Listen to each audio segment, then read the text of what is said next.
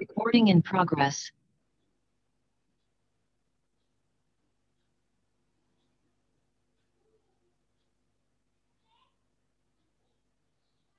Yeah, thank you, Brother Wasim Saab. This is Zubair here, and I just want to introduce our speaker today. Our today's speaker is Engineer Muhammad Ayaz Mullah. He is a BE Computer, a cyber security expert, founder and technical director of Anthropic Software Private Limited.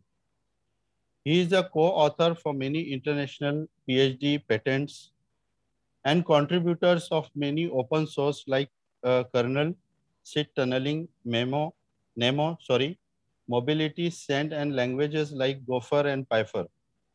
He has worked in US for 6 years and was part of Bell Labs Innovation Group and also awarded as Bell Lab Tech Wizard. He has one patent on his name, which recently got for quick tunes and unified data security specs. He has provided patches for most dangerous vulnerabilities like shell shock, CPU melting, etc. He is an active member of many cybersecurity forums. He is basically from the village Patankudi at the border of Karnataka and Maharashtra. He has studied in Urdu medium school and has achieved various academic and practical milestones. He is also a social activist and a social entrepreneur. I thank Engineer Mohammad Ayaz Mullah for giving his valuable time and invite him to deliver his presentation. Over to Engineer Mohammad Ayaz Mullah Saab. Thank you. Assalamu alaikum. Walaikum assalam wa rahmatullah. I hope my voice is very clear. So, am I able to share my screen? Everybody is able to follow my screen?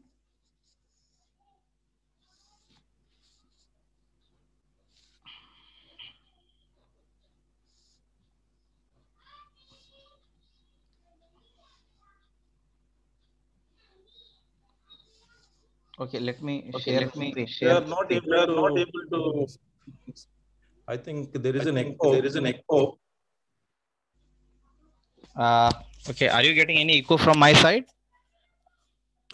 Not now. Okay, so I'm sharing my screen now. Okay, so let me take the help of this presentation to go through this small webinar. Okay, I am looking for a cooperation for all of you to make this session more and more interactive. And feel free to stop me in between and ask any questions. We just want to make it like more beneficial by keeping it more and more interactive.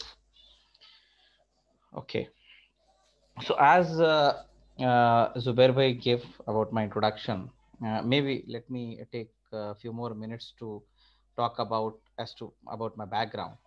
Basically, I'm a network security engineer and architect. So I worked with mostly into the network security in my engineering career. Started with Bell Labs, worked with many SOHOs, IPS and IDS systems. To talk about what is this IPS IDS, it's IPS means intrusion prevention system, and IDS is intrusion detection system. These two terms you will hear quite frequently in a cybersecurity world. Okay, because in simple language you can call them firewalls. Okay, or if I mean, so most of you might know about the firewalls. At the enterprise level, these can be categorized into IPS IDS systems. Okay, so okay. So I worked with many IPS IDS system in development of it in the companies like Netgear, D-Link, Cisco, Symantec, in Bell Labs and Lucid. Okay, I also work with SDN technology, which is the next generation networking, uh, which is like super fast networking technology. Generally, this SDN devices are used in data centers of Google, Facebook, and all. For for a higher network latency and all. Okay, I'm currently working with a company, my own startup called Anthropic Software Private Limited, as a director of technology. I have guided a couple of PhDs as a co-guide, a couple of national and international PhDs. I hold some patents from telecom domain and network security.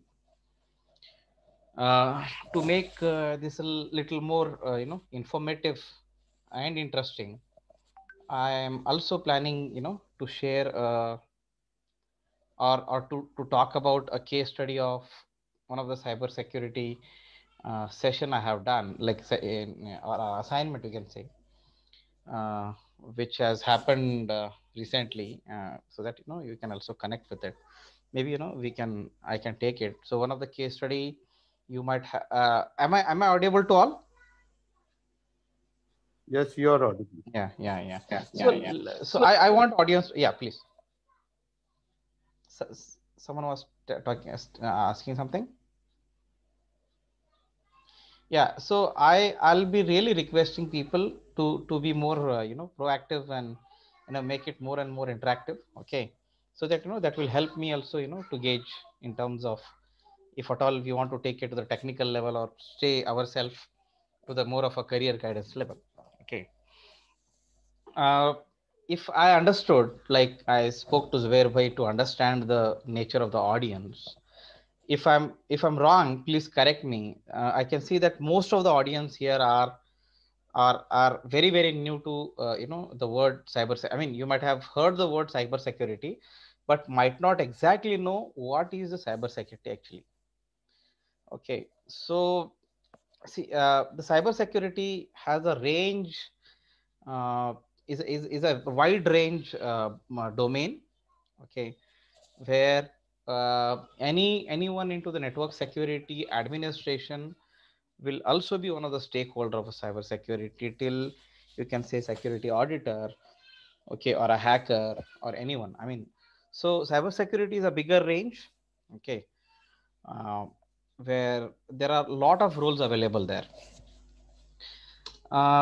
To talk about the career opportunities into it, we will definitely take do that. But I would like to show you some of the people that I actually guided, and they are into the government segment of some of the countries. I actually took their recently profile in the morning. This Kamran Motiwale, he was my student in Pune University when I was guiding him for PhD, and he is cybersecurity analyst into some of the government organization in Iran or Iraq. Okay, there is a person called Rishinder Tiwari. He is also a government official for cybersecurity in uh, uh, Queensland, right? Uh, so it is little important to understand what is cyber security, and then the path to travel from there. Okay, so before getting into that, I want you to understand why cyber security is a very very growing market, and it is going to be a hot cake in the next 10 to 25 years. I would like to share some data in front of you, as every one of you will agree with me that the usage of the technology has increased manyfold recently.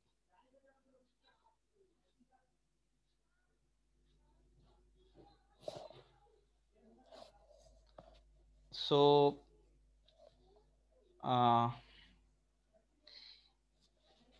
these are some of the distributions of the technical domain which I have taken from one site in the morning, that has increased. Okay, just give me a second, some kids are making noise.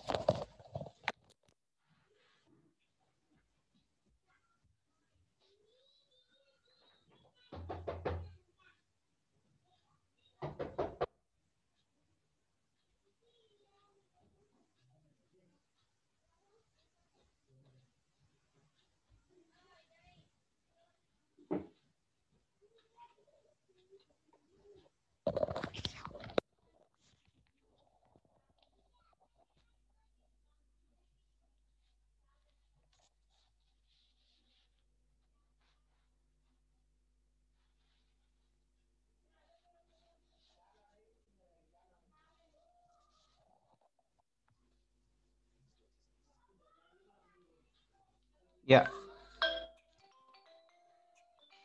Hello, guys. I'm back. I'm very sorry. Some kids were making noise. Okay, so this slide shows the increase of in the technology into the different segment. Now, one thing is very obvious. Just 1 second.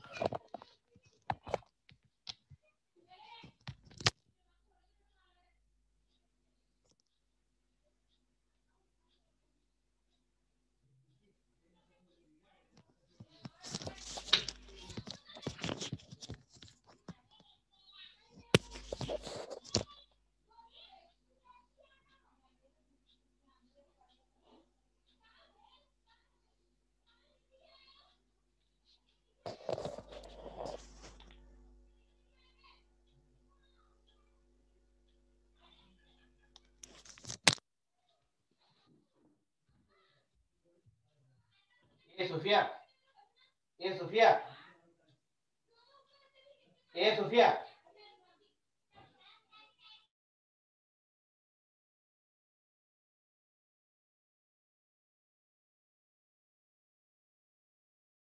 Everyone is able to hear me? Everyone is able to hear me, right? Yes, please go ahead. Yes, please go ahead. Yeah. See, I would like to take the attention of everyone towards understanding how cybersecurity is going to be a very hot cake in the future, and still it is a very hot cake, because what happens wherever there is whenever there is a more usage of a technology, uh, right, when the widespread of the technology, there's certainly need of a security in every aspect. If you see, the use of the mobiles have increased drastically, right? So that's certainly that certainly attracts a lot of security threats. And you might have seen even recently that, okay, a lot of new kind of security threats, a lot of new kind of attacks have happened, which are not heard of before. You can maybe a year before or so, you might have heard about ransomware. Okay, a ransomware, the kind of loss is caused is 22,000 crores in a day, actually. Okay, and then before that there was an attack of DDoS. All this is happening because what happens whenever there is a more use of technology, if whenever there is a more use of technology, there is an opportunity of the black hat hackers to find means of intruding into the networks, right? So in the future you are going to see a lot of attacks into the mobile segments, because the use of the mobiles are increasing. Now if you see, the second important and or the second most used domain today is the mobile applications, and the first is cloud computing, as every mobile and every device today is connected to the cloud, right? So that makes it very vulnerable, and that creates a seriousness of security actually to the manufacturers as well as OEMs. So every segment that you are seeing around here, okay, so network security becomes a key important segments that one should really really bother about, as like from the entrepreneur's perspective, because if there is, if there is lot of technology going around, so it is very important for the entrepreneurs to really focus on the security part of their business. uh, so this becomes a very attractive career opportunity. Okay, so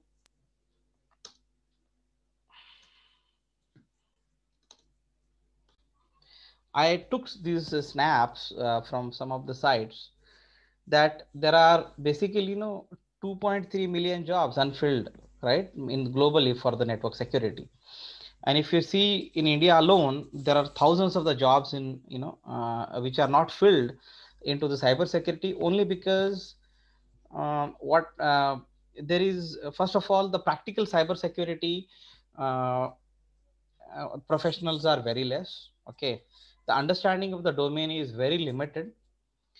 Secondly, uh, more of a technology speaking more in terms of retail now. You can see after even this COVID situations, people have understood the need of IT, like work from home, everything online, right?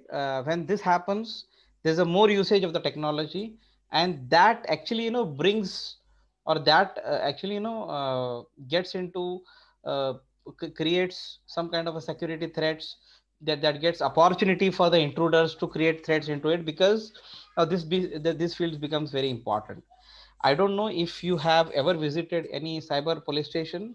If you go and see, you can see that. Okay, I mean, I can give you an example. I use recently I was investigating one of the university hacking uh, uh, assignment. You might have heard in India, in Karnataka there is University VTU, and last year their question paper was leaked, and I was asked to investigate that.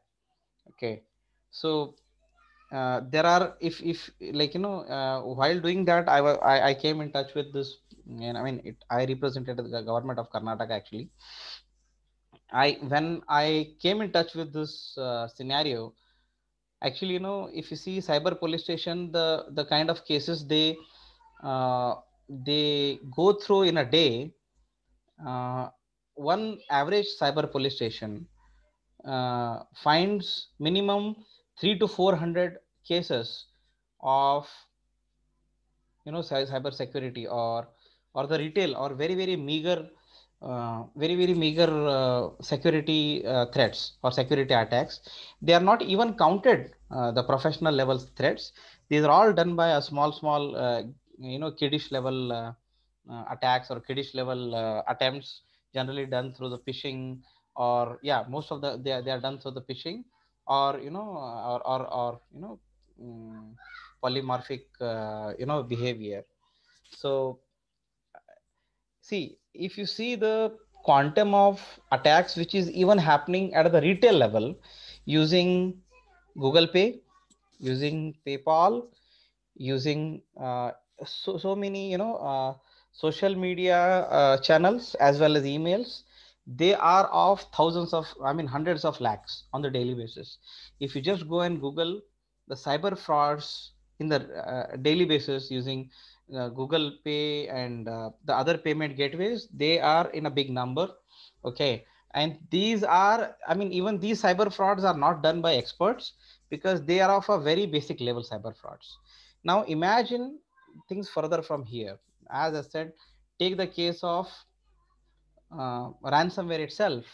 The ransomware which was created itself caused a loss of thousands of dollars. But take the case of DDoS attack, which happened almost 5 to 6 years before, and it became a global news in CNBC. Almost 5 to 6 years before, if I understand, it's a distributed denial of service that even brought some of the US servers down to its knees. So that also caused thousands of the hundreds of thousands, millions of the dollars.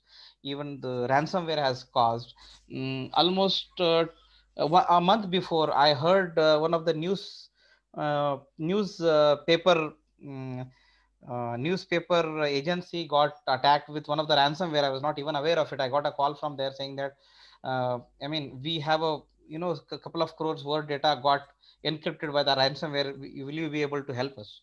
So if you really see, uh, cyber security threats are increasing very very significantly, and one can very obviously anticipate the use of the technology is going to be multifold from here in the next couple of years because of technologies like IoT, mobile computing, and cloud computing, and the SaaS technologies. And these things are going to create a cheap technology. I mean, if you guys are from technical background, I can also tell you the nanotechnologies or beacons, these all things, right, are going to connect everyone to the market. They are going to connect every device to the internet. So that again gives, some kind of a fertile land for the hackers, because there are more connectivity, there are more devices connected, there are more people connected, right? More ordinary people connected to the network gives a very fertile land for intruders to create a use case scenarios where they will be able to, dig the money from them or create some kind of a bots or worms or attacking scenarios. So this whole shift of the technology from here in another 5 to 8 years is going to double and triple in terms of the usage of the technology through IoTs, right? Through the SaaS models, everything, and even the COVID has helped people realize that, okay, it's very, very important. The retail market has really realized that, okay, this, that there's a need of a connectivity. So you can have, this is a calculation that as and when there is a growth of the technology, at the same time, there's a multifold growth of the need of the security. It is very, very obvious. Okay.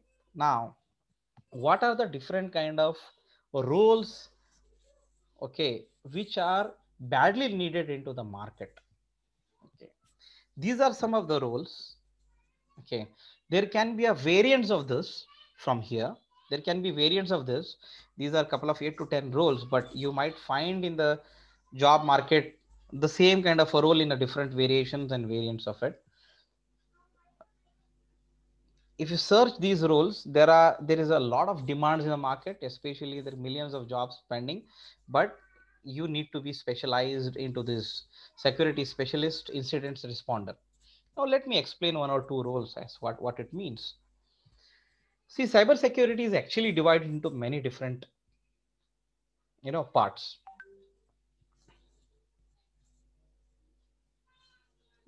Did someone raise hand? Okay. Generally what happens, I don't know if I really don't know the kind of audience that I'm talking to, whether the audience has no idea about the security. If I want to get into some technicality, all right, so can someone help me, like, Wasim bhai, if just to understand, if our audiences are more of a beginners or intermediate We can technocrats? consider them as a beginner because we don't have the data about the audience. Yeah, But maybe we audience have can help forwarded. us. Yeah. Audience can help us by asking some of the questions from here, because I would like to take it in a little more interesting and technical way. Someone has raised hands.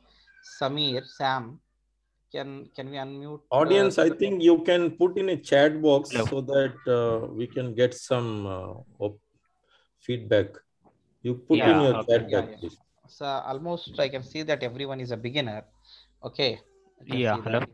Yeah, hello. Yeah, so sorry to interrupt, but I have done my CH, so I'm like kind of, script kiddie. I mean, like an intermediate state. I mean, I have done my CH. Okay. Yeah. Okay. I would like this session to be like, to make it more and effective. If people can make it a little more interactive, if there are some questions, I can just take it, because that will help me to gauge and get into a little bit of a technical side. Whether my audience are okay if I get into a little bit of a technology side of it, so Yeah, that, sure. right. See, let me give an example of one of the very popular security attacks. Someone is asking me a question. Please go. Okay, fine. Faizan, can you ask me a question? You can. Faizan is wants me to ask question. Faizan, you can unmute yourself. Yes, sir. Good evening. Yeah. So actually, I had a question career related. So I have done my BBA from Hyderabad, and I'm trying to get into cyber security, but I'm not finding a proper way to get into it. So can you just please suggest something regarding it? That we can probably in the next couple of slides I will explain how to for a freshers how to get into this field. Okay, it's very important first of all to understand the field, and before that it's very important to generate an interest for it. Okay, you will only be able to get an interest Yes, into sir, it got if it. you Thank you. understand it, if you understand it properly. Let me give a very simple example which can, which can excite you, that okay, this is something worth, even in terms of you can generate passion into it. If I can see that most of them are freshers here. Okay, I can give one case study that if I ask someone that you can, steal the password of Facebook, if I give an assignment, steal the password of the Facebook, what can be the ways? Can someone who is like, intermediate start some conversation or any ideas, like, we can take the discussion from here. I think this is very, I'll share two scenarios. One is, if can we jam brute force a attack. network? Sorry, yeah. Maybe brute force attack, maybe yes. Brute force attack, how can we just explain how where you will do a brute force attack? I think mostly the attacker will use different passwords and different usernames until this becomes he gets into the user. This becomes too technical and little impractical. I can give a very simple solution. Okay, guys, have you heard of phishing attack? Yes. Okay, yes. now look at this. Sir. Phishing attack, right? Okay, what can be done is, but there are challenges after that. Things are not that simple, but I'll put something, and if you guys are more and more interactive and raising questions into it, I can start giving you further solution, and at the end of this you will understand how the cyber security makes everything very interesting. And then there is another side of it, because all these job roles that I'm talking about are one or other way to defend the hacker. So I'm trying to be a hacker here, and the cyber security jobs are all about to prevent me. These all the rules are designed in the market so that, they can stop people who actually intrude the network. It is very important for you to understand. This is what I think about, that if you want to be a successful or at least get into the cyber security, you need to understand the hacker's mind, right? Okay, what is a phishing? Phishing is something similar. Let me give a very ordinary example. It's like trying to pretend someone. For example, if you have facebook.com or a Google gmail.com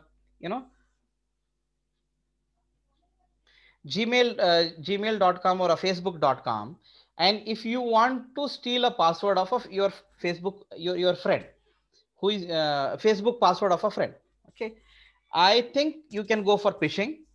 The step one can be create a small login page like Facebook.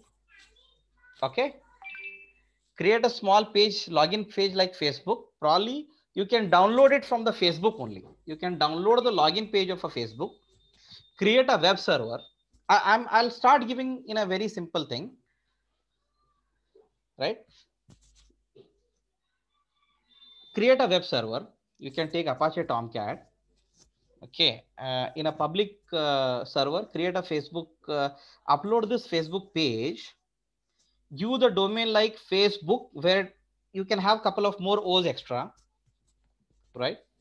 And this is the simplest most, and then we can further, you can improve from here. See, hacker is like a thief only, right? It is of different levels of intelligence or expertise. His job will be more and more finished. So what I am trying to explain is a very basic scenario and a basic example of attack. So if I purchase a domain, Okay, if I purchase a domain with Facebook, where I can add an extra O there, or instead of double O, I can have 1 0 there.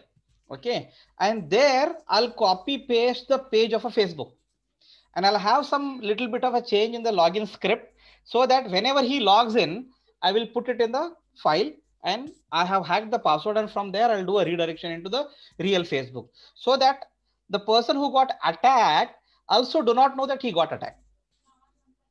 So what are the steps?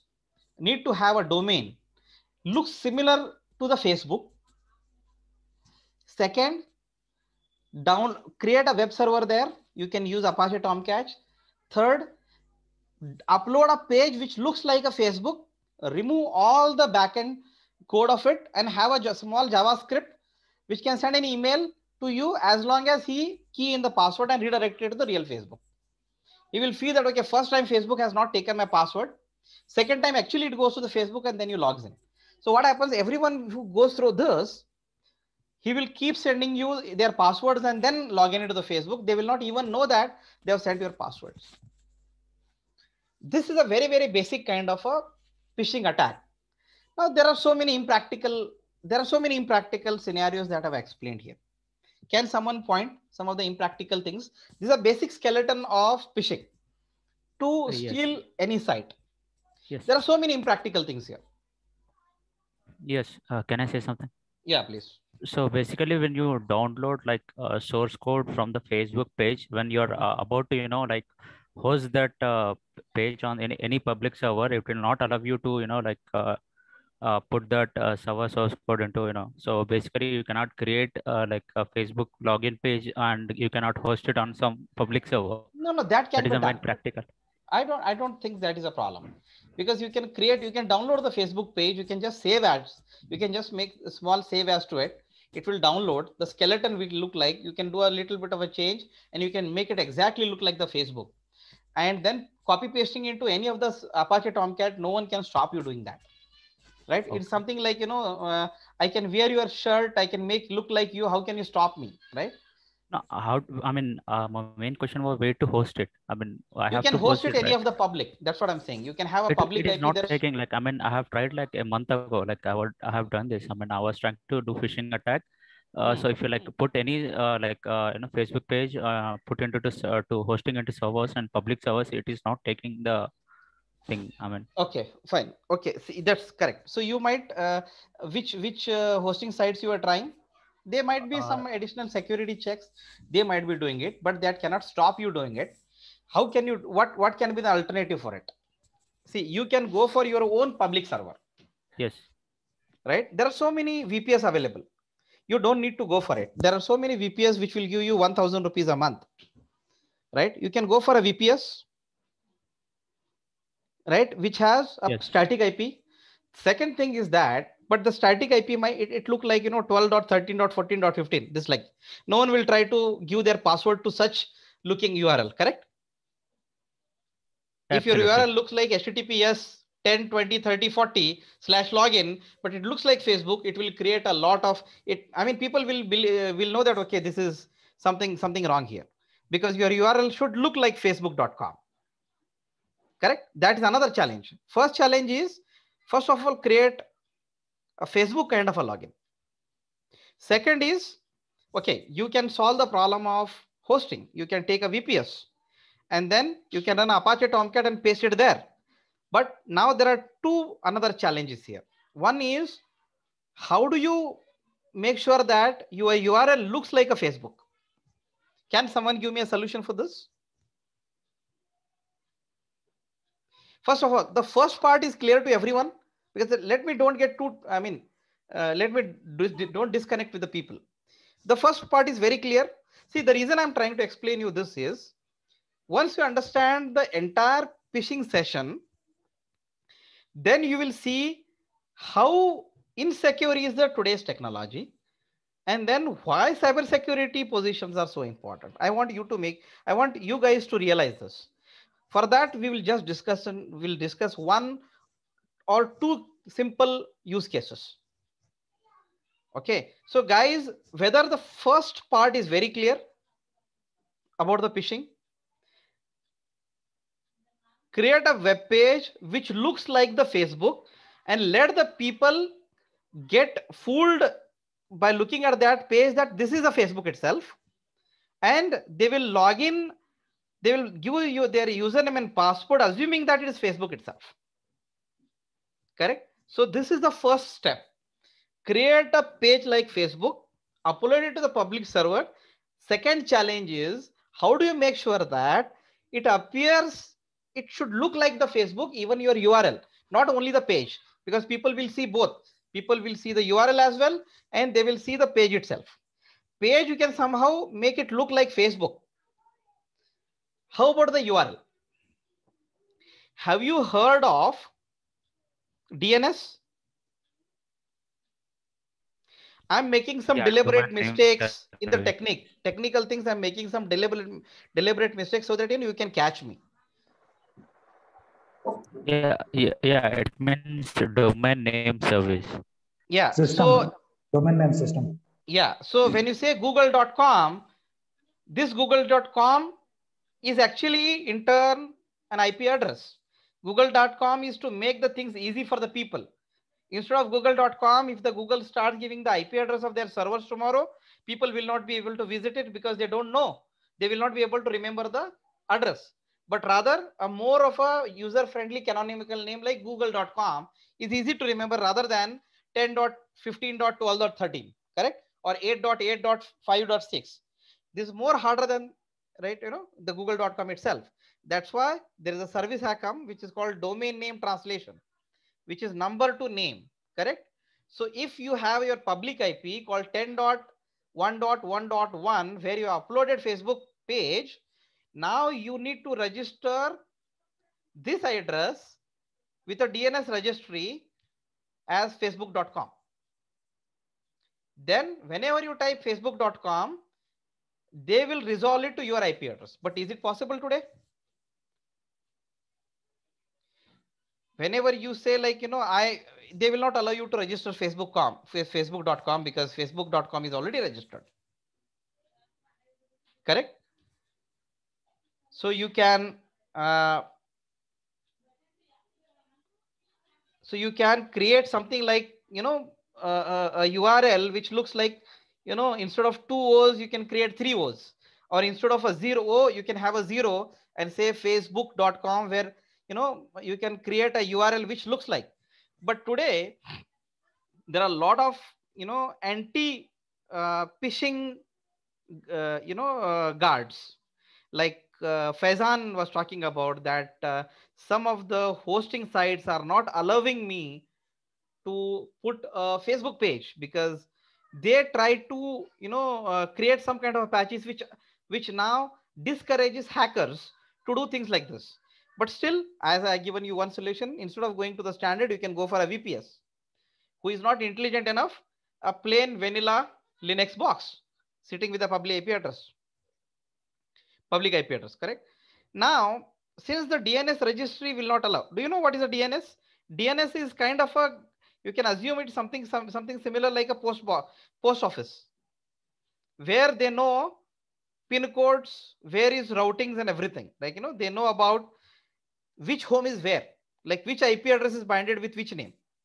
So if you want to go and tell them they are centralized authority and they can say, this is my IP address, assign me to the Facebook, they will not do that separate for sure, because they know that it is illegal and the Facebook is very big entity already registered, right? And even if you're going to, give to them something which looks like Facebook, that also will create some kind of a suspicion in their mind, because from the administrative or a legal perspective, they might be also, going, having some policies that, okay, do not allow such kind of a similar looking domains. Then what can be the solution there? Have you heard of DynDNS? Anyone has heard of dynamic DNS?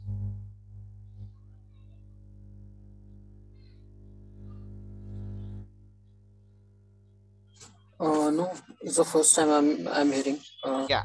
See, this is the beauty of this domain actually, See, there are different kind of a domains. If you are some application developers that domain disconnects the developer from the core technology. It's like in the application, there are everyday new frameworks which are given to you, which keeps giving you abstractions one over other, right? Which hides the underlying details. So you stay disconnected from the core technology there. Whereas the domains like cybersecurity, it keeps pulling you more into the domain where you need to know basics, where you need to understand more of a basics over a period of a time. So Dyn DNS is a way where you can, you can dynamically register your registry with some of the ad hoc servers. See, there are two things. Your DNS registries are some kind of a permanent entries. Like, it's technically wrong to say permanent, but it is like permanent. It is a long-term entries. It's a long living entries. There are some scenarios. Since this is not a technical session, and the technical session, if I try to get into the technology of it, I mean, even a couple of days will not be enough. Okay, and there are so many things to understand about the basics of it. And it's my normal tendency, being a technical person, I try to get there. See, there are ways. One is registering your domain permanently. It's like you have land registering authority, where you go say that, okay, this land belongs to me. It's like a DNS registry. There are ways where this is one permanent way of doing it, or a long-term way of doing it. There are Dyn DNS where you can do it dynamically by running software at the regular period of a time, right? Where these are ad hoc, secondary or a tertiary DNS proxies, right? Where you can fool the people with your IP address and have some other domain. Even though the authorities do not allow you, you can still do that using Dyn DNS. So assume that now you have a public IP, web server, a Facebook page there, and you use Dyn DNS to create a fake URL and bind it with this IP. Now this is your basic setup done. Third thing is, somehow make sure that this fake URL reaches to the target person. It can be reached through some kind of a very strong SEO if you want to attack on a larger scale. On a bigger scale, if you want to create this havoc, this you can do it SEO, but you need to be very, very careful by the government policies and all. Second is, you can, if you want to really target some people, you can do phishing over emails or WhatsApp. Now understand this scenario. Now there is a very reason to use this case study is Facebook is a very, very powerful media and very technically strong company, but still there are a lot of ways to steal and attack the user's data, right? You can assume that you can see that what is a desperate need for the security specialist in such an unsecure scenario, right? I just purposely cut this discussion short here because it was going too much in technical, and then the time will not be enough. Let me give one more scenario. Can you stop the internet of your company? Is there any way technically to stop the internet of our company? You are sitting in a company where you work, you are given with a laptop, there are 100 people working. Can you block their internet for 1 hour? Is there any way, is there any attack to do it?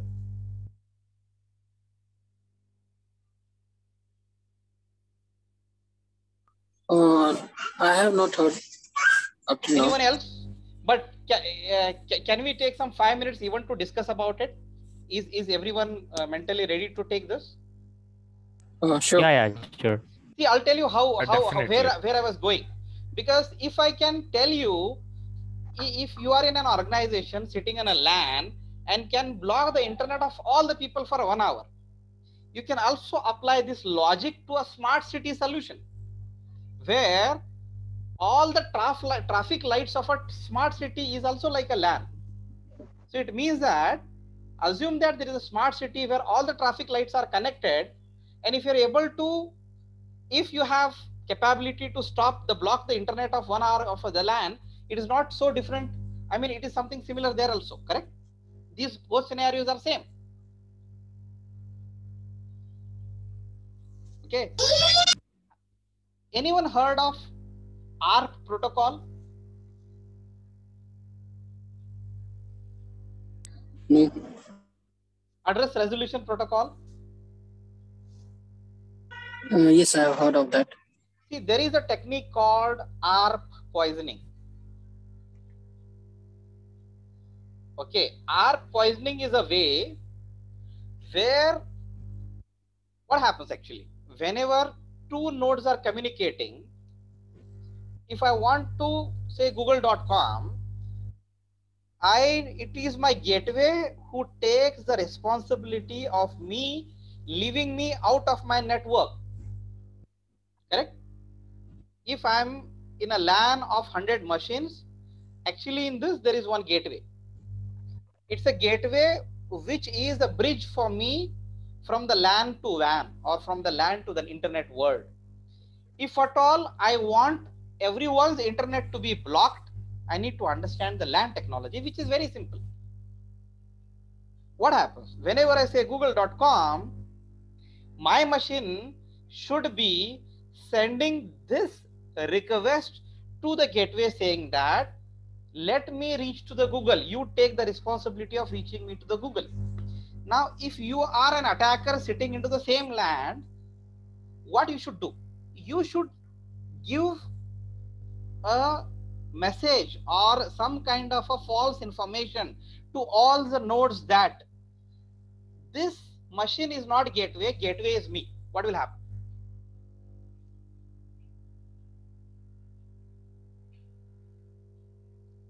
Are you getting what I'm saying? I'm trying to make it very simple to understand. In short, we can say we can mislead.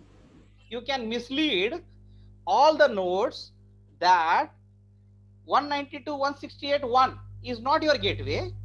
I am 192.168.100 is a gateway, which is I myself. So if at all you want to go to the internet, instead of sending packets to him, send it to me. What will happen? Everyone will send it there. Is it correct technically? How to do it? That is maybe a more of a technical topic. Yes. Correct? See, if you want to reach to the internet, you need to know where is your gateway. Do one thing. After this demo over, what you can do is, you are connected to the internet. You can go to your Ethernet adapter. Instead of DHCP IP address, go for a manual IP address. Okay, remove the gateway. See if you're able to connect to the internet. You will not be able to connect to the internet because your machine don't know, if at all I want to reach Facebook, Google, XYZ, who is the responsible device to send it to. Most of the time, these are your routers and gateways, correct? Now you must be connected through your routers or gateway. And if at all you have connected through a hotspot, your hotspot is your gateway. But if there are two machines connected to the same hotspot, but another machine is the attacker, and that convinces the other machine saying that if at all you want to reach to internet, instead of sending to this hotspot, send it to me. What will happen? Even though you are connected to internet, your internet is blocked, correct or not?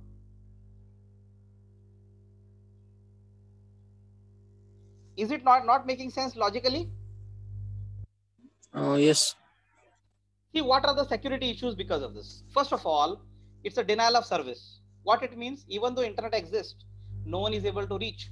Second, very big problem is all the data. It might be sensitive data. Instead of going out, it's going to one person, one node. That node, he can become more dangerous if he sniffs it and keeps it locally and starts it analyzing and then forwards it. See, he becomes very less harmful if he just does a denial of service. It means that you're trying to connect internet and internet is not connecting because he is not the gateway. He is just accepting and dropping it. So what happens? Internet is not getting connected even though everything is correct.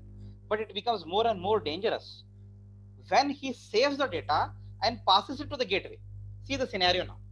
Two scenarios. One scenario, there is a gateway available and an attacker is available, where attacker has convinced all the nodes that I am the gateway, let all the traffic come to me, whichever has to go to the internet. So that attacker can behave in two ways. One, he just accepts and drops all the packets. That will result into no internet connectivity. So that is less dangerous.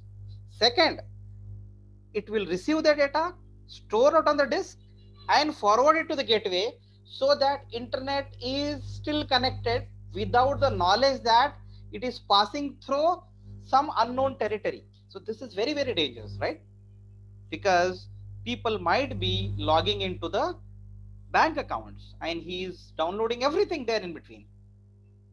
Is it not one more way of, stealing a whole lot of our data in the network, in the LAN? And assume that if the LAN is as big as smart city, generally, smart city are kept in the LAN for the security reasons.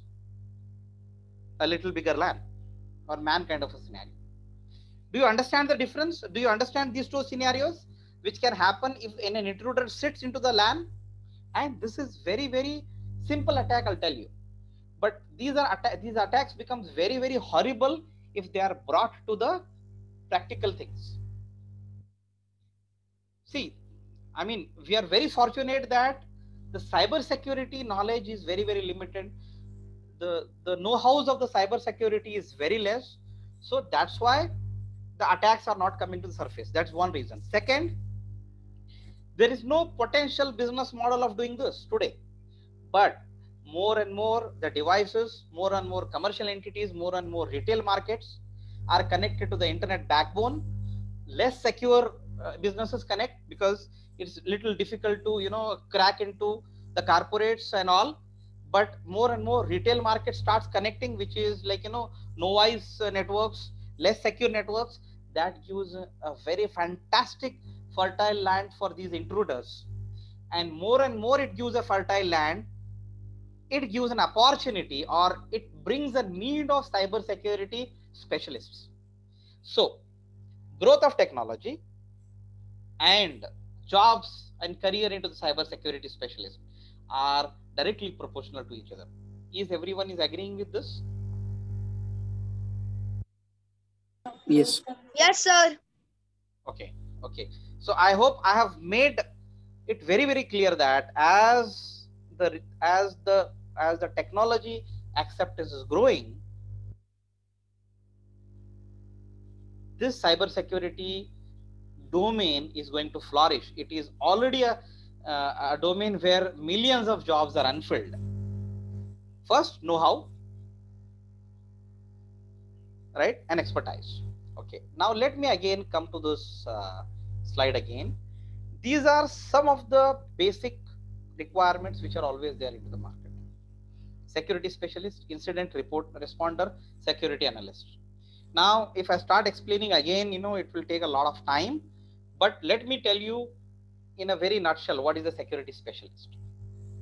Security specialist is the field where they ensure that my network that I'm setting up in is secure enough so that you can avoid phishing, DNS poisoning. So he should know possible attacks which have happened till now, or the possible attacks or possible loopholes in our current technology, so that any specialist should not, so that that hole is filled, so that no one exploits that loophole. If you see IPv4 protocol, every network, every LAN is open for ARP poisoning. You can go anywhere, you can do very ARP poisoning very easily. So security specialists come into the picture who knows that this is how ARP poisoning is done and this is how I can stop it, and these are the things I should do to stop it in my network. So IT industry needs security specialists who knows what kind of attacks are there and how, and known attacks I'm telling, not the new one which are going to come. and what are the ways to stop it in the beginning itself, or making it not happen.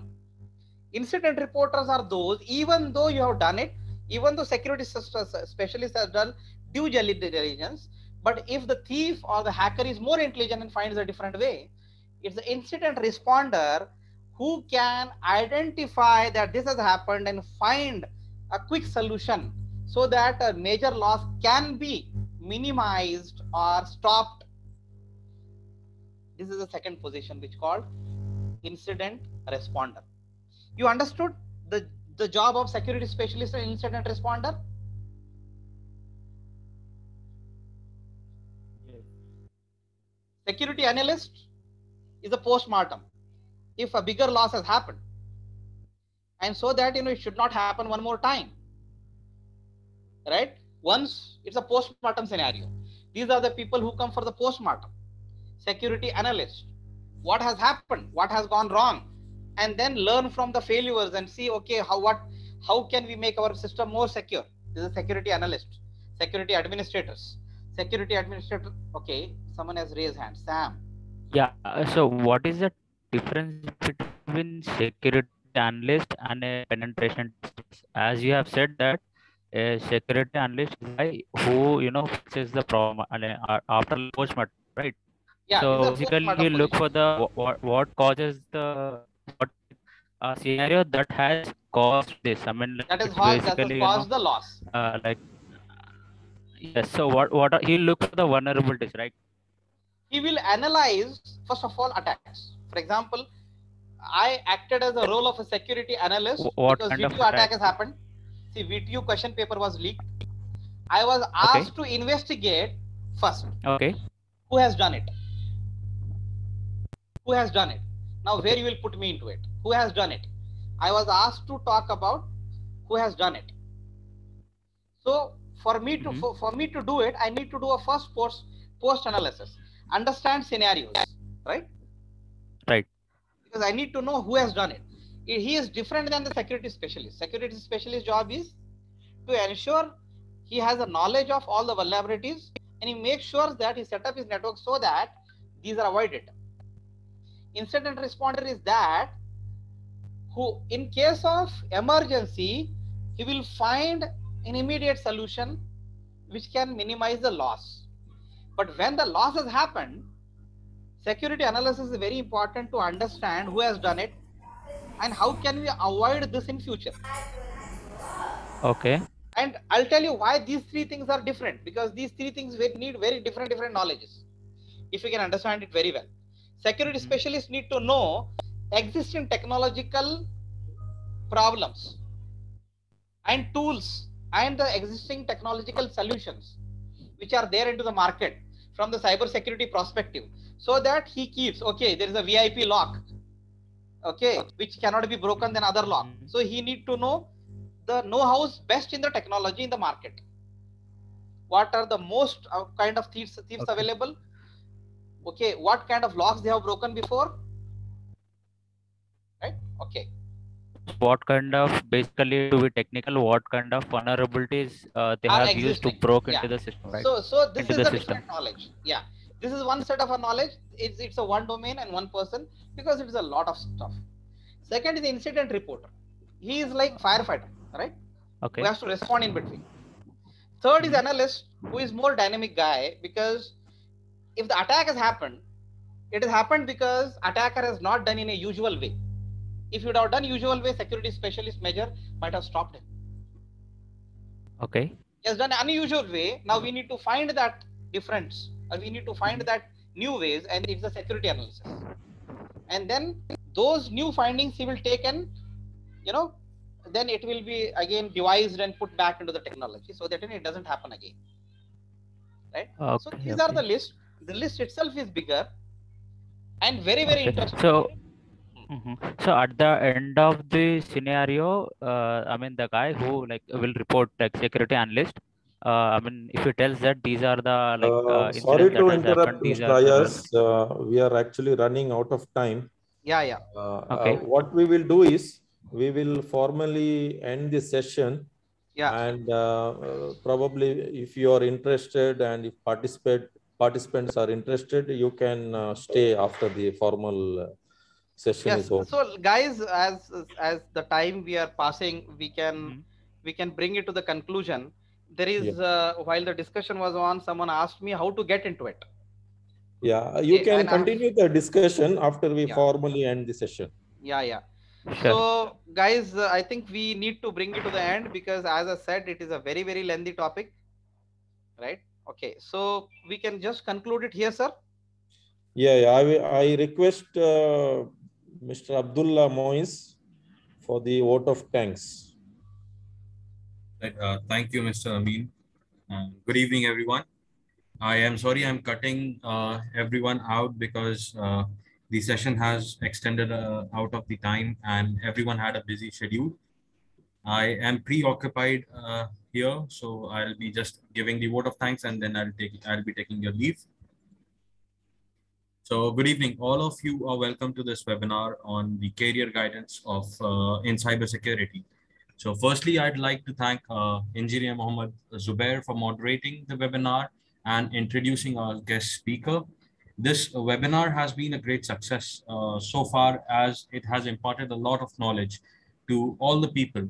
And I, on the behalf of Maxwell Alumni Association, would like to thank our guest speaker, Engineer Muhammad Ayaz Mullah, cybersecurity expert, for his time and his devotion. Sir, you truly make this day full of knowledge for us, and your deep and intellectual way of imparting knowledge has added to the glory of this webinar. So today we have got a lot of information which will truly help us in our life, and we have no words to offer gratitude for your valuable presence in the webinar. And you are giving a deep insight of cybersecurities and revealing some interesting facts regarding that. And it is really informative in true sense. I am pretty sure that the knowledge that you gave us and you're giving will definitely help a lot of us in our studies and in future, who are planning for a career in cybersecurity, who are studying and who are willing to take up cybersecurity as a profession. And I believe you have really motivated us to gain more and more knowledge and work hard towards the career in cybersecurity. And once again, I'd like to thank Engineer Mohammed Ayaz for taking out his time with his busy schedule and enlightening us with the knowledge. We will wait for some more seminars like that for improving our knowledge and ourselves. And lastly, I'd like to thank Mr. Wasim Amin for organizing this wonderful event and wish him all the very best for the future pipeline events that are there. And a big thanks to the audience for attending this webinar and paying attention. I hope you have a proper gist of cybersecurity and its opportunities in the real world. Thank you everyone for listening to me and to the webinar, and I wish each and everyone all the best here. And that's it. I will take the leave now. Thank you, Wasim Bhai. Thank you, Mr. Abdul Mois. Mr. Ayaz, is it okay for you to continue with the session, informal session? You can take question and answer. Yes. Any audience has any questions here? Do you want to, is there any questions we have? Yeah, could you please let us know how to get into this security? Okay, see, if at all you want to make a career into it, I'll tell you. Because cybersecurity is a very, very vast field. It is very, very important that you get into the hands-on of this, right? So it is like you should better pick up some real-time projects under the guidance of an expert. That's the first way.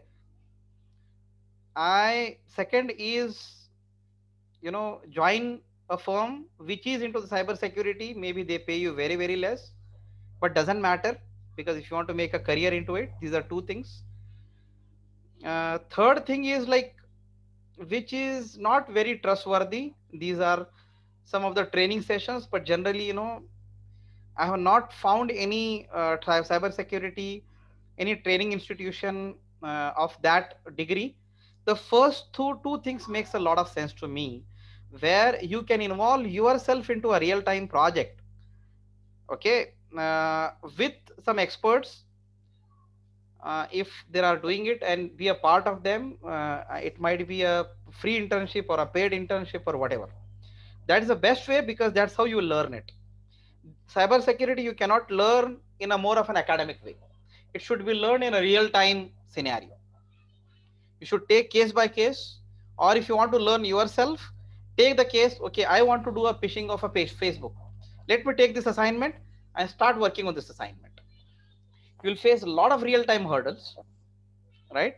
Now you have, if you're doing self guidance, then you have the questions to investigate. You can use those questions to investigate into the internet. Otherwise, if you have some kind of a good mentor and all into the cyber security, take a project or ask him to give a project and start working. That is the best way to get into it.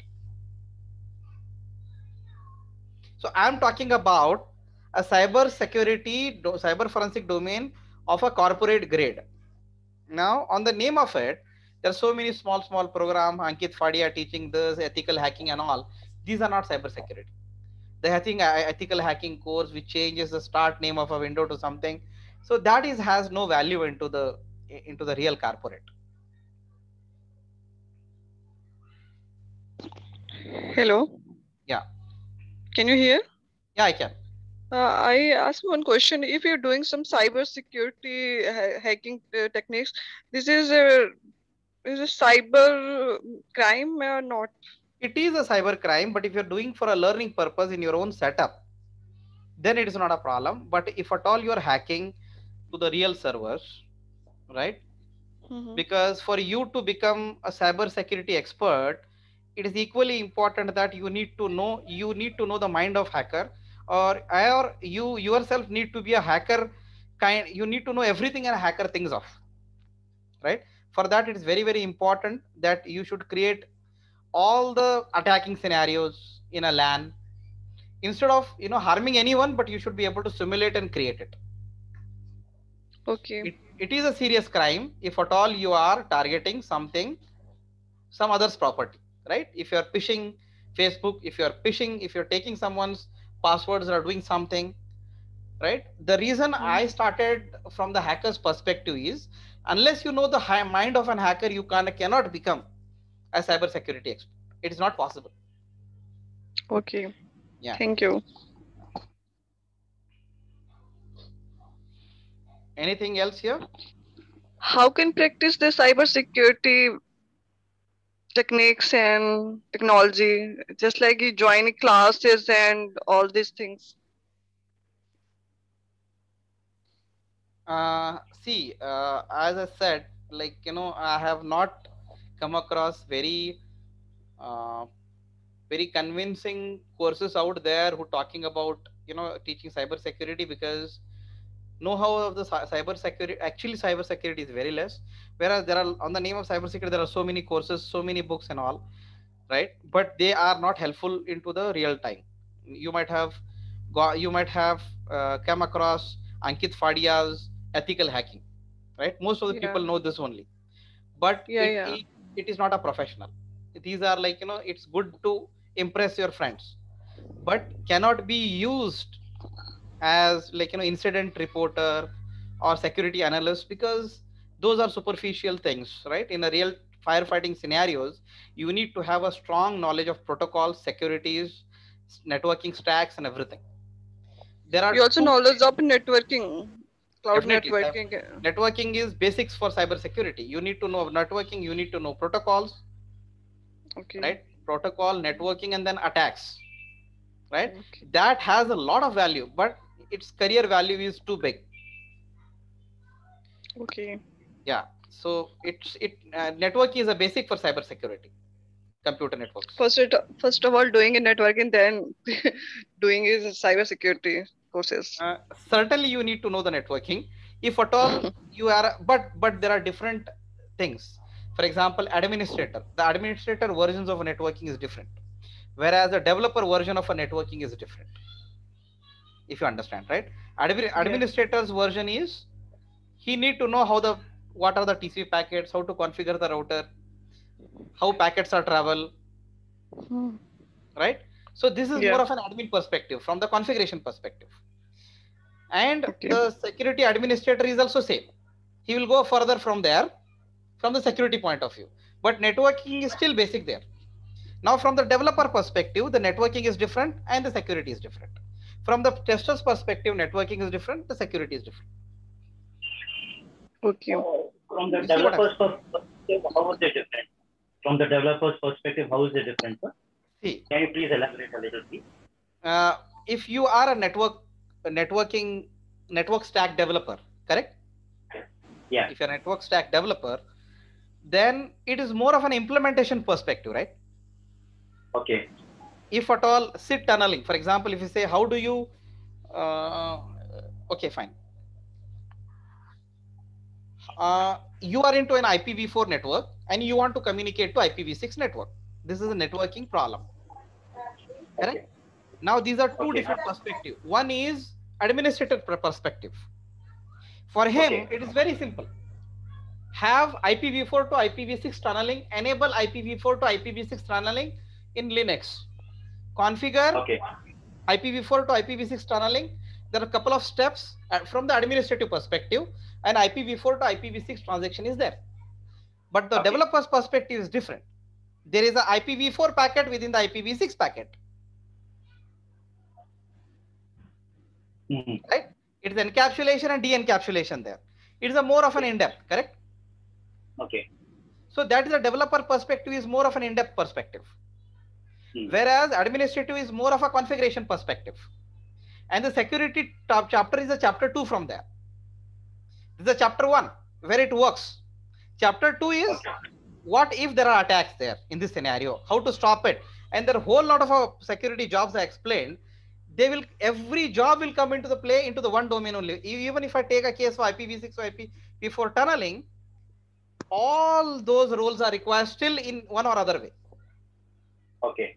Now here, sir, when it comes to coding in cybersecurity, out of these 7 domains you have explained in, roles in cybersecurity, from 1 to 7, that is security specialist, incident responder, of these, which all come under the category of coding? They are not coding. See, okay, correct. See, if I open it again. Okay, I'll ask one by one. I'll ask the security specialist. Security specialist it is not under coding. It is more of an administrator only. Okay. Okay. How about the second one? Incident responder? Incident responder is, yes, it is. You need to be a little more than administrator here, because security specialist is, you all know. You can say coding, but not still too much into it. He should know the script. He should know a little bit of a scripting, but he should be a security specialist plus scripter. Okay. And security analyst, sir? Security analyst is more of an architectural person, right? Who was the security incident? It is a senior post, right? Okay. Who is a combination of security analyst and security specialist. Okay. So because for now this course, it is better if he has a electronics background at the graduation level. No, I see that my perspective is little different, because as far as today's engineering, and no offenses, for me all the freshers are same. Either you come from computer science or electronics and IS. There will not be too much of a difference. Or BC as well. Yeah, they will be all same, because from the industry point of view, there will not be any difference, even if you consider MTech there, because as you are limited with academic knowledge. Okay. Yeah, it's a clean slate. So I don't find that you coming from this will help you more. It's all about your attitude of learning and whether you are interested in networking, and whether you are, But still basics have their own place, no, sir? Basics, networking is very important. Networking, computer networks is a basics. Networking learned at the BCA level is sufficient for this? See, I have also spoken to MTech into IITs, okay? Okay. Even there, I find that practical networking knowledge is very limited. Okay, I see. Correct? So, it is not about from where you come in. Today, even if you go and talk to some of the engineering students and talk, and understand find out their understanding of a TCP/IP layers. Yeah. 95 people out of 100, even toppers including, will not be able to understand the layering architecture of TCP/IP. They have a very different notion of it. So what I mean to say is, networking for a cyber security, a real-time networking is important. That's why I insisted on in my last slide. If at all you want to pursue this, instead, I mean, there can be a certainly, I mean, if you can find a good professional course, perfectly okay. The best thing is if you can find a mentor and do a real-time project under him. Now you can even come from a mechanical background. Yeah, I am mechanical, sir. Doesn't matter. It's very intuitive. Thank you, sir. Yeah, doesn't matter. I am from mechanical background. I'm wondering if I could become a security analyst. Of course, I'll tell you, in my company, Anthropic Software Private Limited, we hire a lot of mechanical people, and they are fantastic engineers today.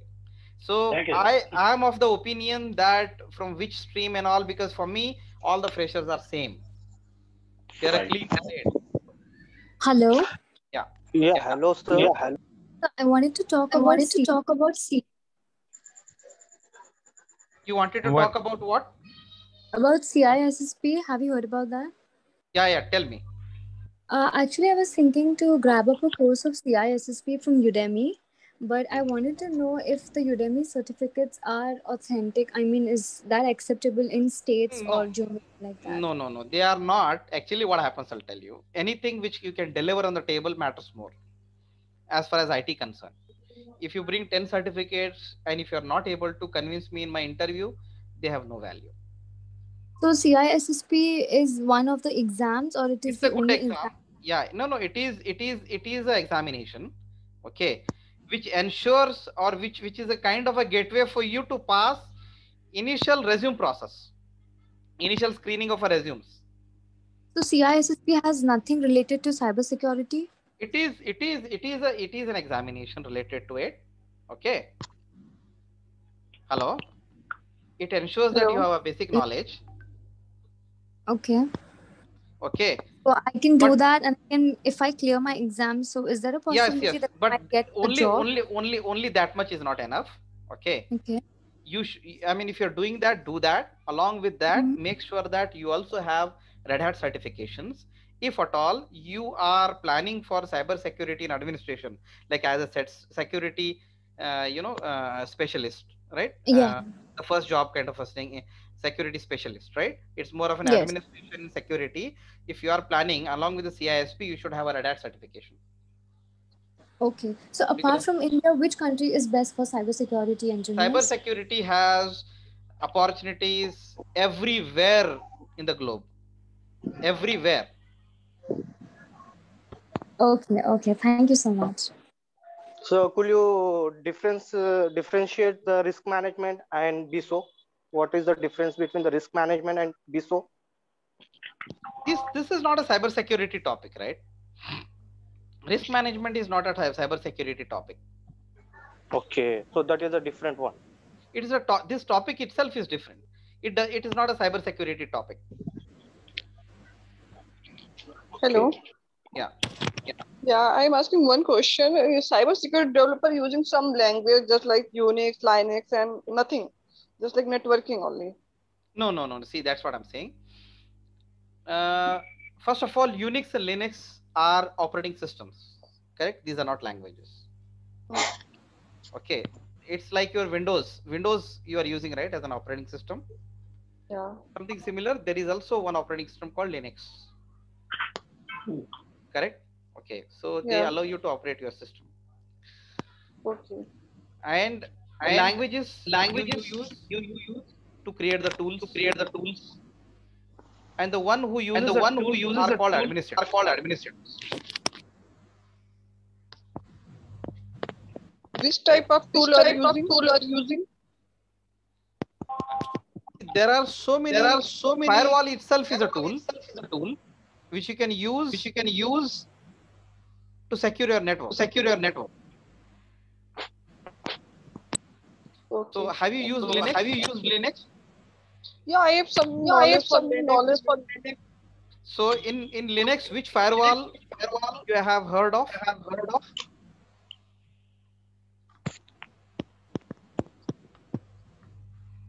To do one thing. Sorry. I have only using some commands for this time. Right now, not working. See, do one thing if you're interested. In Linux, use NetFilter IP table. Start studying about IP tables. IP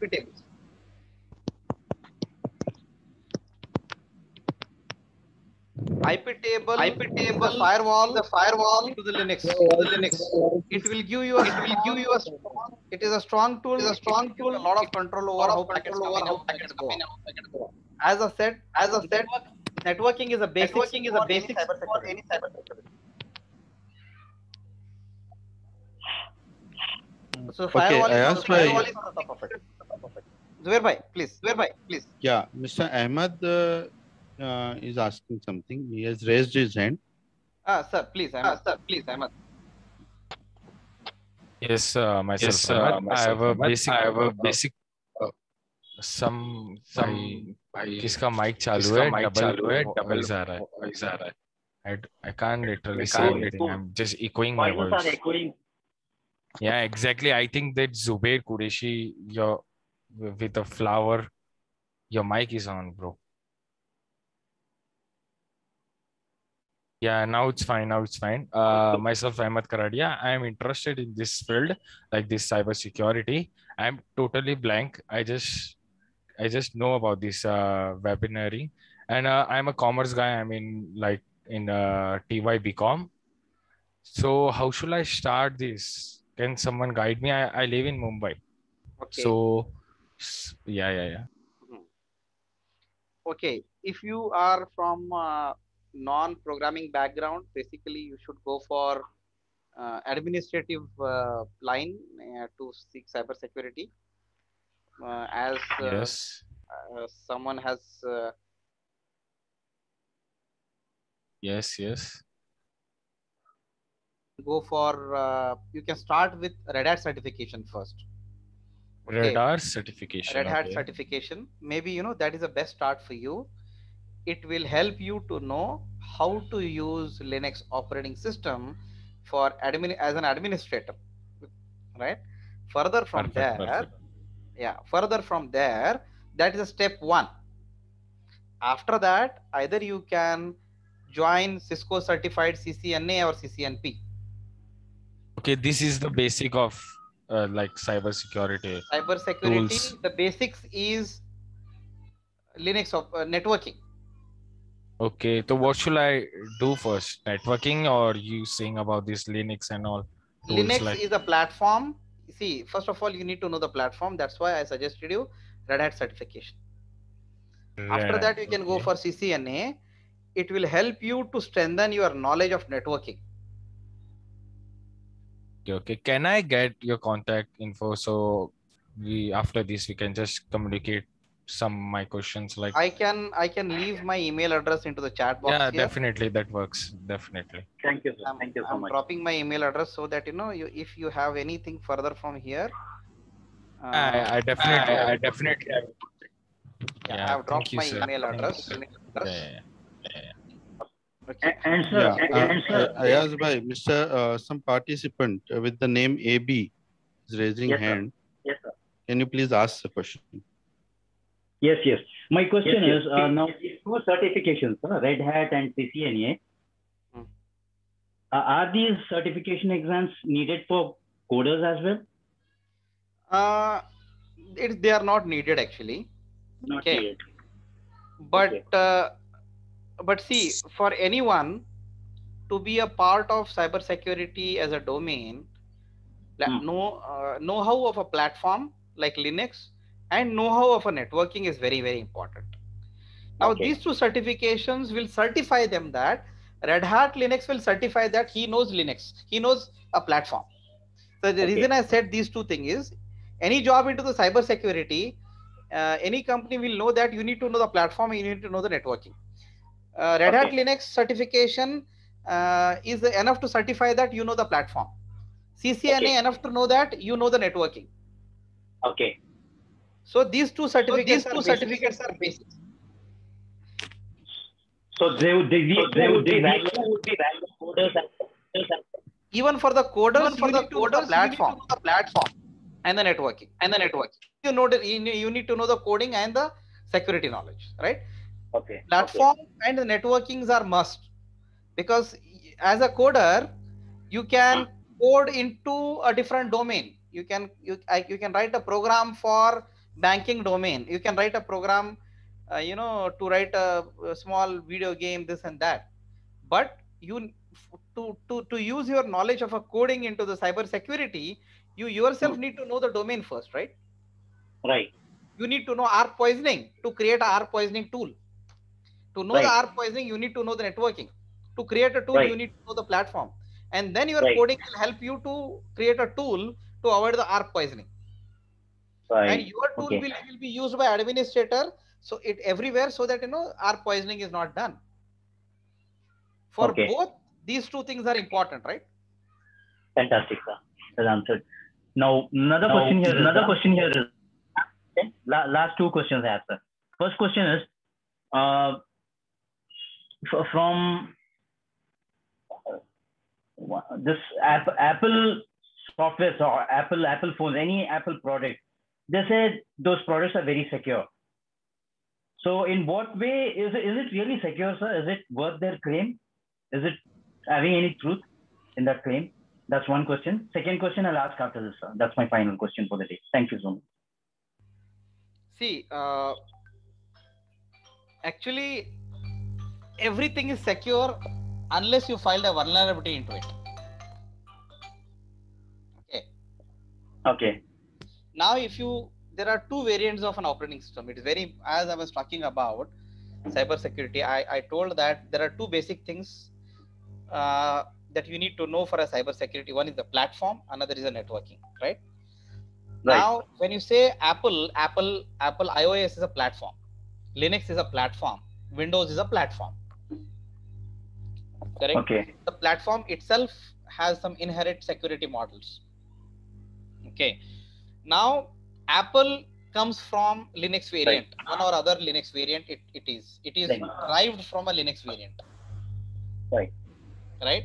Any kind of a bugs into the basic operating system of Linux, any vulnerability is there, you will also find it here. Even your Android mobile has a Linux inside it.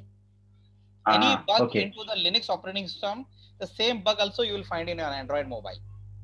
Okay. The same bug you will also find in PC. Then the same bug in a different form also you can try to exploit in iOS. Okay. But since this operating system is an open source operating system, okay, there will be a lot of solution, there will be a lot of security problems, and there are a lot of people to solve it. The speed with which it is getting stable is much higher than the Windows, because Windows of Microsoft is operated by a Microsoft company. Windows is operated by Microsoft company, whereas Linux variant is operated by the whole, is maintained by whole world. It is maintained by me. It is maintained by everyone like us, experts like us. Whenever there is a problem, we submit patch to it. Right. So that's why this platform is more and more secure. They might be having issues into it. They might be having security loopholes, but they are corrected long ago unless you find a new one. Now it is very hard to find there, but it is not impossible. Right. So in a nutshell, Apple products are more secure, sir? You can, yes, certainly you can say. Why they are secure? Because they come from a Linux variant. Exactly.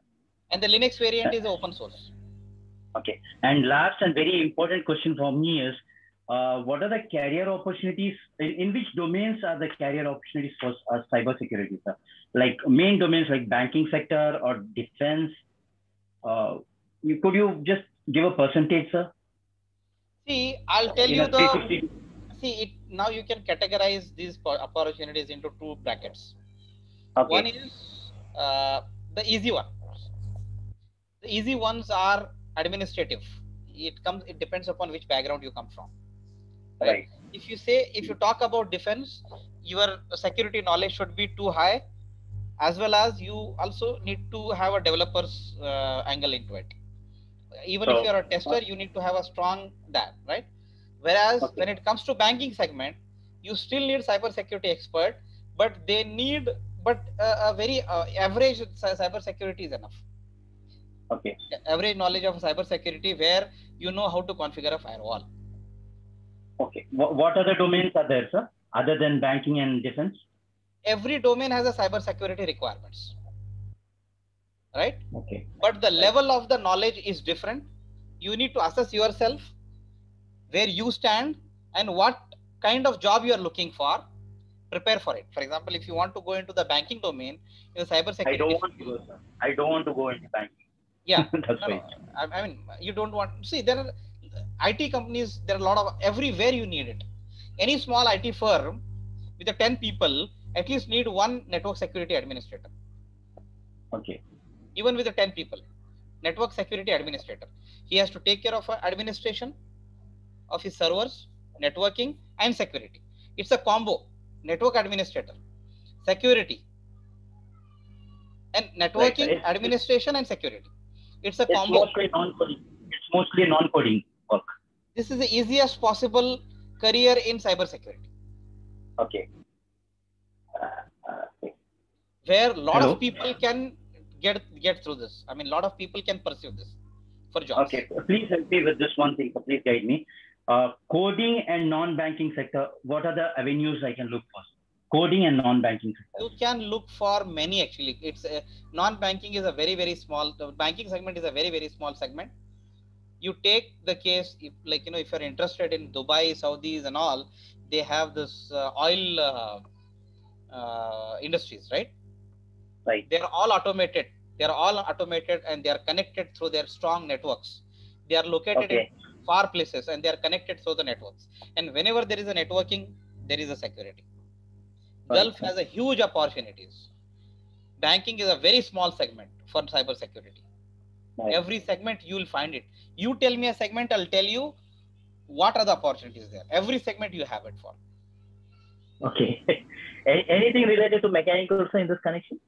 Mechanical manufacturing segment might have it if they are using their IT networking connected. As I said, oil plants have it. It's a mechanical. It's not non-IT, but still they use a lot of networking. Okay. Right. Any segment. Which use strong networking. They need network administrators and security. And in India, sir? In India, it's there, no, everywhere. There are a lot of opportunities in India. You just go to the Google. Network security, search, you will find lot. Okay, sorry to interrupt, Brother Ayaz. We will take one last question. Sana Dalvi. Sister Sana Dalvi has raised hand. If she has any question, please. Sir. So actually, excuse me, brother. Please let Sana. No, actually, this is my. No, actually, I'm using my wife's setting. Sorry for that. Okay. Yeah. Carry on. So my question is in regards with the role which you have showed in the PowerPoint slideshow. So there is a role known as incident response. So my question is, if an incident or any intrusion or any kind of attack has already been done, like in what, like basically what kind of a response, because the already attack has been done, like, so what kind of a response would be like initially, like, so just wanted to know like how the flow will go, just a short overview.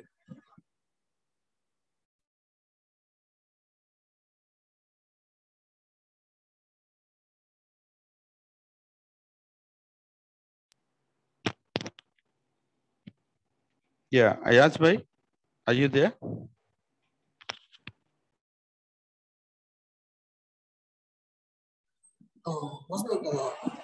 Was my voice audible? Hello? Yeah, you're audible. Yeah. Okay, I'm muting myself. We are just waiting for Brother Ayaz to respond.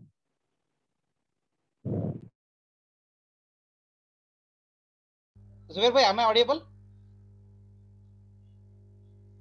Yeah, Hello? you're audible now. Hello. Sorry, Yeah, sorry. you're audible. Sorry, it was on mute when I was talking. See, brother Dalvi, the question you asked is too vague question, right? Because it needs a big elaboration. Because incident, how to respond to an incident is your question, right? Correct. See, this is a very vague question. I mean, very vague question, because the incidents can be of any nature. First of all, the incident reporter itself is a challenging job, and it comes into the play when a standard practices of security is breached. So what has happened is not through the standard practice, because your devices have already taken care of all the measures of security, and your analyst has already applied all the standard techniques, but even after that, attack has happened. So now it is more of a real-time scenario. There cannot be a straightforward theoretical answer for this. Okay. Because it depends upon the kind of an attack. It depends upon the kind of attack, and it varies from person to person. It is like a job of a police officer. When the the robbery has happened, what next? What is the role of police officer? Now it depends upon the police officer first, and also the nature of a robbery and the thief, right? There cannot be a fixed answer to this. Okay. It varies from case.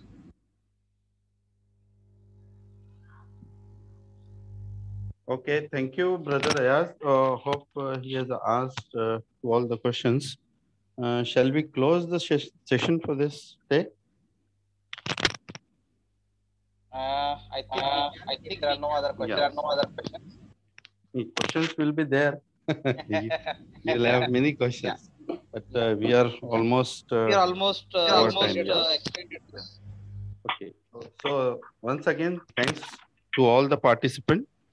Hope you got the email ID of Brother Ayaz. You can contact him anytime through the mail. Thank you. We'll Thank you close too. the session. Thank you too. Thank you, sir. Thank you. That means a lot. Thank you, sir. Thank you, sir. Very nice. Thanks for this webinar. Thank you.